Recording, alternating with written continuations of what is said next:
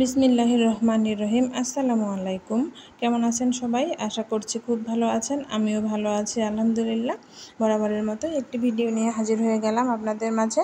তো কী রান্না করছি সেটাই শেয়ার করব। আমি যে প্রথমে 2 পিস মাছ মেয়ের জন্য ভেজে নিলাম, ওর তরকারি রান্না করব আর কি।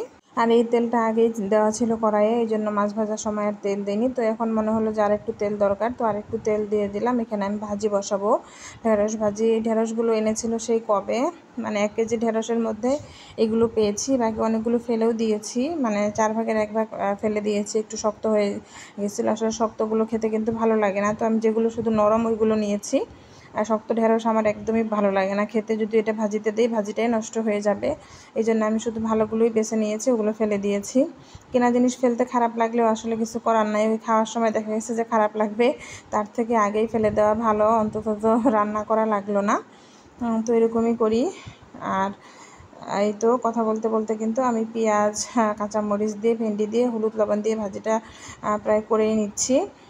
তো ভাজিটা একদম পুরা করবো না, একটু যেহেতু হেলদি খাবারই ইদানিং খাচ্ছি অল্প তেল মশলায়, এই জন্য হালকা করে ভেজে নিয়েছি, জাস্ট সেদ্ধ হয়ে গেলেই হবে।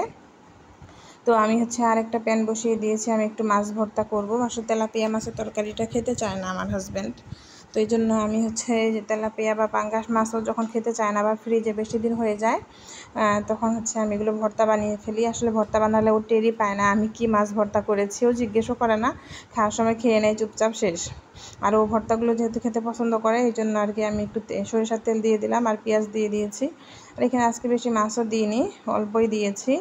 আর একটু আদা রসুন বাটাও দিয়ে দিলাম। বেশি আসলে ভর্তা করলে খাওয়া হয় না, কারণ একটা আইটেম থাকে না, অবশ্যই তো 3টা আইটেম থাকেই প্রতিদিন, তো এই জন্য আর কি অল্প করেই করেছিলাম। তো আমি আদা রসুন বাটা দিয়ে লবণ, হলুদ, মরিচের গুঁড়া, জিরার গুঁড়াও দিয়ে দিলাম। এটা যেহেতু কড়াইয়ে ভর্তা করব, এই জন্য আর কি সব মশলা দিয়ে করি। আর এই ভর্তাটা খেতে কিন্তু অনেক ভালো লাগে। আর আমি ধনিয়া পাতাও দিব আজকে একটু।